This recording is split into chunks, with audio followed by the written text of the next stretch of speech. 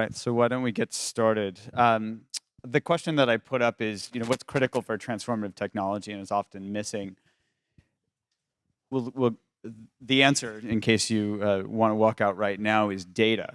And um, I imagine some of you might be great, and some of you might think, well, we've got lots of data. And what I'm going to use is mindfulness as just a case study with some of the work that we've done as a way for us to just frame questions so that we can really try to answer them together.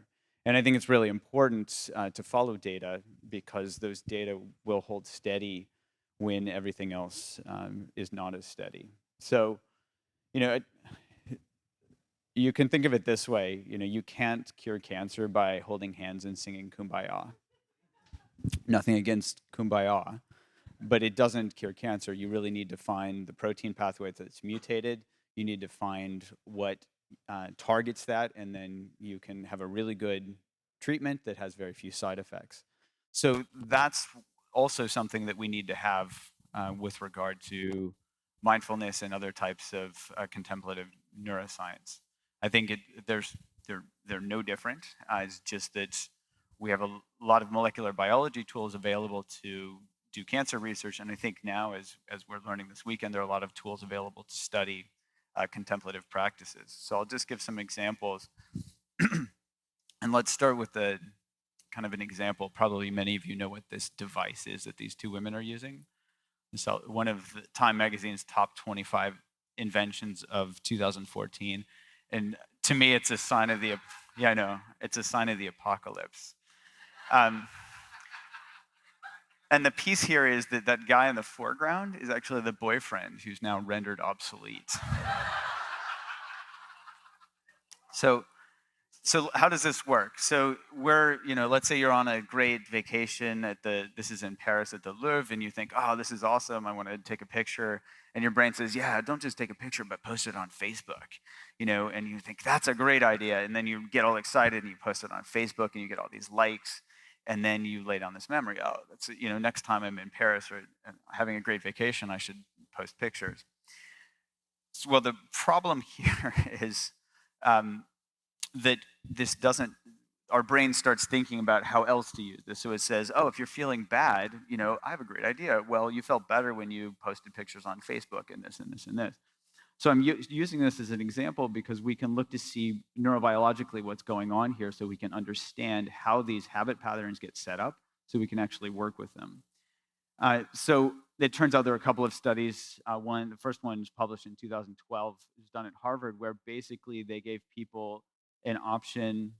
Can I use this now? An option to talk about themselves or earn money. And of course, what did they choose to do? Maybe they didn't offer them enough money. But when they chose to talk about themselves, they activated this part of the brain called the nucleus accumbens, which is the same part of your brain that gets activated when you smoke crack cocaine. So there's an evolutionarily conserved process here that gets activated when we do things self-referentially, which is probably has been very helpful in Facebook becoming an addictive thing for a lot of people. But when you understand that a little bit, then you can start to understand how the process works, and just like a cancer therapy, you can start to work with it. And it turns out that this is a very evolutionarily conserved process. I'm using smoking and eating as an example because this pathway was set up so we would remember where food is. We lay down context-dependent memory, and so we can go back and remember where nutritious food is, and we can also avoid food that's dangerous or danger in general. So this is called positive and negative reinforcement. Probably many of you learned this in high school or college or beyond, where the basic process is something feels good, you have an urge to make that good thing continue, you do some behavior, and then you lay down a memory that perpetuates it. So just like the example at the two women at the Louvre, they post on Facebook, they feel good, they lay down this memory, post on Facebook, and then this just reinforces a cycle. Same thing happens with negative things. You feel bad, you go, and there's this, they now call it Facebook addiction disorder or preference for online social interaction, which has been shown to have actually negative consequences. When people go online to feel better, they actually feel worse because it doesn't fix the problem. Now, the interesting thing here is if you look at addictions, there are typical treatments are, well, if you drink in AA, there's this saying, people, places, and things. If you avoid them, then you're not going to have cravings to drink, which makes sense and can work some of the time. If you smoke, it's a little harder to do because you can't avoid your front porch, your car outside of work, etc. So they provide substitution strategies. So if you chew carrot sticks or chew on your pen cap or eat candy instead of smoking, then you're less likely to smoke, and that can be helpful as well. The problem is that neither of these dismantle that core loop process itself. So when you don't have the carrots or the candy, then your brain goes back to its old habits. It's interesting, the Buddhist psychologists described this process to a T 2,500 years ago in a process called dependent origination. I'll just show you a simplified version here. Basically, a cue comes into your brain interprets that as pleasant or unpleasant. You have this urge to make the pleasant continue, make the unpleasant go away. You do some type of behavior. And the way they described this was that you get a birth of a self-identity. So if you think back to the Facebook example, we might get identified around, I'm the guy that has great vacations. And then if suddenly somebody is pulling all the likes away because they've had a great vacation and I'm not getting the likes, then I'm going to be threatened. And it's going to cause me suffering, is the way they described it. They also described it as coming about through ignorance. And I use glasses here because in modern day, we talk about this in terms of affective bias. You start to develop a bias towards certain things based on how your previous experiences went. And so we see things through, you've heard of the rosy glasses or the dark glasses. We start to see things through our affective biases. It's interesting, they describe this process using a term called samsara, which probably many of you are familiar with, but one of the literal translations for that is endless wandering. And it's really apropos because we're endlessly wandering trying to make ourselves happy or to keep happiness as it comes through, and we're just digging ourselves deeper and deeper and deeper into a hole. A friend just told me recently, he said, if you're in a hole, stop digging. Good advice. Okay. They describe this again. There's a linchpin here. So if you're looking at the protein pathway and you find a tyrosine kinase that's mutated and you target that tyrosine kinase, you have a really good cancer drug. In the same way the Buddhist psychologists describe this, and they really looked at craving as the linchpin here. If the roots of craving are not wholly uprooted, sorrows will come again and again. I like this modern day interpretation, which I think we all can relate to. Now, I'm sure it's hard not to have heard about mindfulness, but if you haven't, I'm not going to give a big primer on this because I don't have a lot of time. But basically, mindfulness helps, the idea behind it is it helps train us to pay attention when we're habitually distracted or lost in the past and worrying about the future. And often it's described in a way that helps people drive this wedge of awareness in between our urge to act and our behavior itself. Okay, and so we can actually test that hypothesis to see if it's true. We did this with people who were trying to quit smoking, and it seems kind of crazy if you just pay attention, you're smoking, is it actually going to change? Well, the key here is that if you actually pay attention to what you're doing, you see what happens. And here's an example from one of our smokers. She said, mindful smoking smells like stinky cheese and tastes like chemicals. Yuck. So what she realized was that what she was doing habitually and wasn't paying attention to wasn't actually that good. So she starts to see clearly that, oh, this isn't as good as I thought, and starts to become disenchanted. And with this disenchantment, then we can train people in ways to help ride out their cravings so that they can stop smoking. And I won't go through all the details, but it works. We have twice the quit rates of gold standard treatment in-person mindfulness training. So it seems to work pretty well. Now, we wanted to look mechanistically into that more and see what was actually going on. Our hypothesis was that it would help. This is actually the Buddhist psychologist hypothesis, but we were happy to take it and see if it worked. But the idea was that it would decouple craving and behavior so that over time, even when you stop smoking, you would still have craving for a while, and over time that craving would go away. So if you think of a fire that's burning and that's that craving, if you stop adding fuel to the fire, if you stop smoking, that fire is going to burn until the residual fuel is consumed. And we saw exactly this happen when we looked at it, when we analyzed the data. I won't go through all the details, but basically there's a very strong correlation between craving and smoking at baseline This is completely gone at the end of treatment. And if you go through all the fancy math, it doesn't have to do with smoking. It doesn't have to do with craving. It actually has to do with people practicing mindfulness, which is very nice to see. And we can see that mindfulness actually moderates the decoupling of craving and smoking.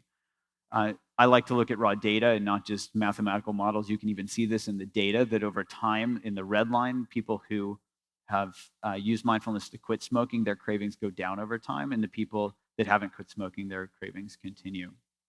So it does seem that instead of providing substitution or avoidance strategies, mindfulness is working at the core of this associative learning loop. So it's really nice to start to dig into the behavioral data to get behavioral mechanism here. Okay, so how can we actually use the technology that might be causing distraction to actually help people wake up? It's interesting at Yale, they have to spray paint on the crosswalks, look up, because these really bright students suddenly forgot how to look both ways before crossing the street because they're doing this. So can we actually use technology to help people learn mindfulness? And we can actually do that. And we're in clinical trials now with a program called Craving to Quit, where you can actually take our manualized evidence-based treatment and deliver it in bite-sized pieces. So we give a 21-day training through daily modules. There are animations that people can learn the basic concepts in simple ways.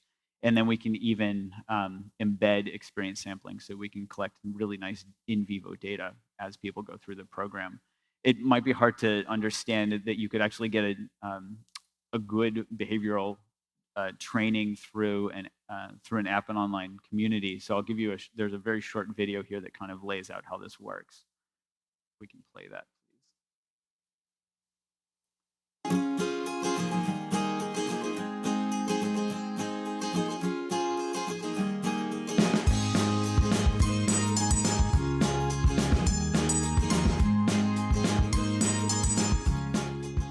Welcome to Craving to Quit, a 3-week program that will help you quit smoking. This training, delivered live at Yale University, has been shown to be twice as effective as other quit smoking therapies. Now I'll walk you through the basic idea about how habits are formed.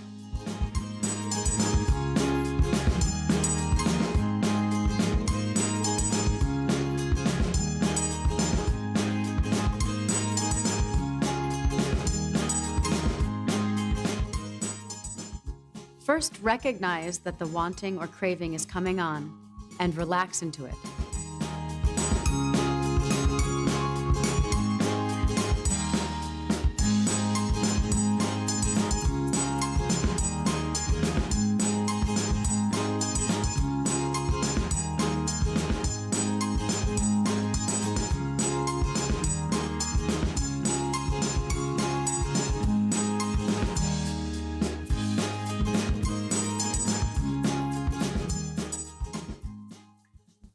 So it's really nice when we can take something, really learn mechanistically what's going on behaviorally, and then start to use technology to provide this in a way that helps people at the point of contact in their contexts where they're developing their context-dependent memories. And I'll just mention here, we can also pair the training with online communities so people can get peer support and they can get help from experts to make sure that they are learning this correctly.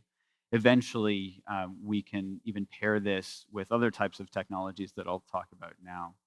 So, we can also apply this to when we understand the mechanism. So remember, this mechanism was set up so we'd remember where food is.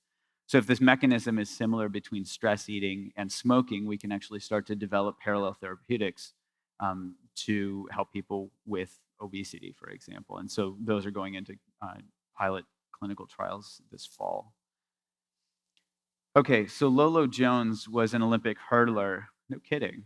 Okay, I'm going to make this short. I'm going to skip Lolo Jones. She runs really fast, and she also, the point here was that she tripped herself up when she was trying to win the Olympic gold medal. And the idea here is that it's not that we have thinking as she was having thinking when she was running in the finals, but it's that when we get caught up in thinking that we get into trouble. And there's a spectrum here between daydreaming and addiction when we're so sucked into our getting caught up or getting in our own ways that becomes problematic. Because it happens so often, so on average, 50% of our waking life were spent daydreaming. We can study this neurobiologically, and there's a network that serendipitously was named the default mode network because this is what we default to, is this self-referential thinking. And there are two main nodes of the default mode network called the posterior cingulate cortex, which is shown, it's in the back of the brain, and the medial prefrontal cortex in the front. They're both midline brain structures. And it turns out that the posterior cingulate in particular gets activated during a bunch of different things, which I'm not going to go through for the interest of time. But basically, what all of these studies show when you do a convergent analysis is when we get caught up in our experience, this posterior cingulate gets activated. And the task of mindfulness training is to help us not get caught up in this, basically get out of our own way. And when we did studies, this is published, so I won't go through all the details. When we did studies with expert and novice meditators, when we looked across the entire brain, we found only 4 brain regions that were significantly different.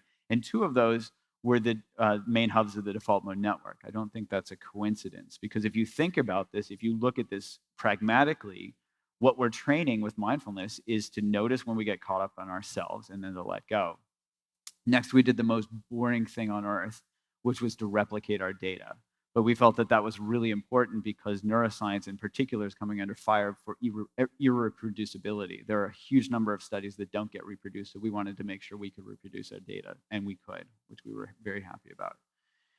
The other thing we could then do is look more specifically at what's going on in the brain in specific practices. So, for example, with loving kindness meditation, we found that lo and behold, the default mode network, and in particular, these areas that get activated when we get caught up in experience are deactivated during loving kindness meditation, which, as any of you that have practiced loving kindness meditation or compassion meditations, it's really about being able to be with suffering.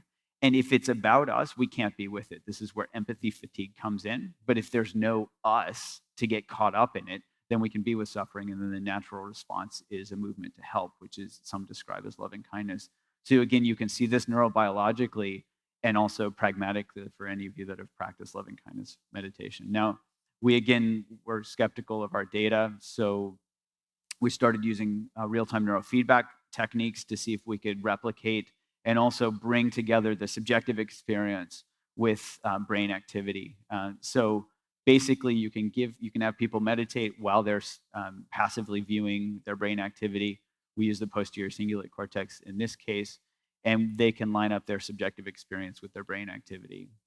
Here's an example of a novice meditator. You can see what is classically described as monkey mind, where it's going all over the place. And it lined up very nicely with the novice's experience. We did a large study on this where on average the novices rated 8 out of 10 correlation between their brain activity and their subjective experience. Here's an example of a novice, or here's an experienced meditator. You can see this brain looks very, very different than the novice meditator. You don't need any fancy statistics to tell the difference between these two. And it's interesting, in a couple of instances with novice meditators, okay, they're going along, run 1, run 2. This is 6 minutes into their meditation. They just learned to meditate that morning. Third run, the guy said, "I don't think your feedback works because I was thinking about my breath and it went red."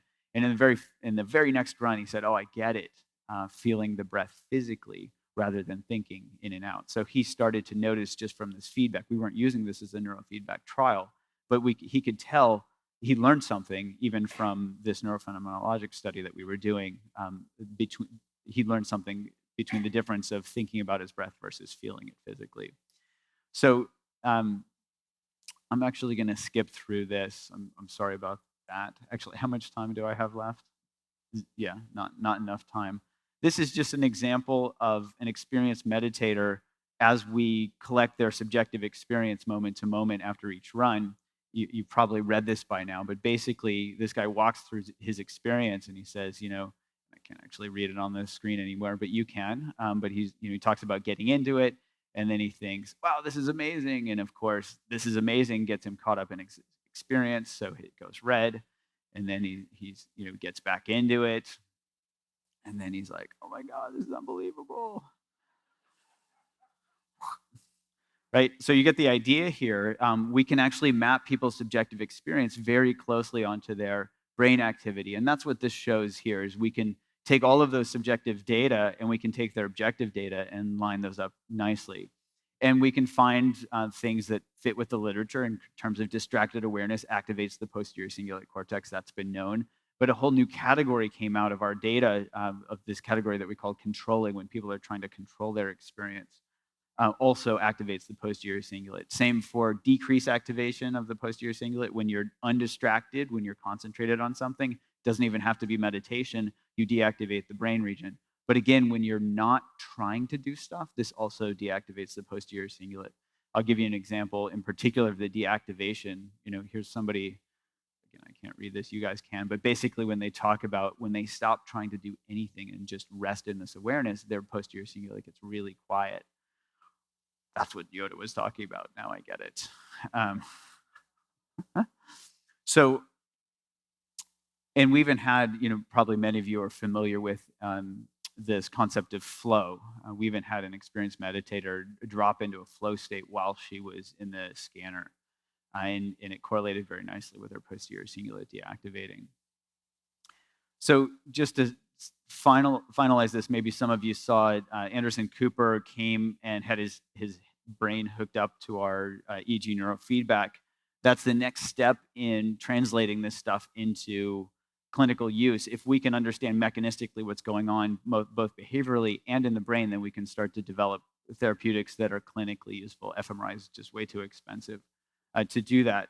So what we can do is, again, using source estimated EEG, take specific brain regions and that we understand more and more mechanistically what's going on, give neurofeedback from those specific brain regions, and with the hope that that's going to be specific for the types of things that we're trying to train, such as effortless awareness. So here are just some examples from folks in a study that we just completed. And just to finish, what I'm suggesting, and probably what a lot of you have talked about and are thinking about yourselves, is if we can understand the behavioral and if we can understand the neurobiologic mechanisms of treatments of therapeutics like mindfulness in our case, we can then we can combine these with neurotherapeutic platforms or digital platforms, where eventually we take the digital training and we pair it with the neurofeedback, and then we've got one hell of a good treatment. And just using examples with addictive disorders, because that's what my lab specializes in. So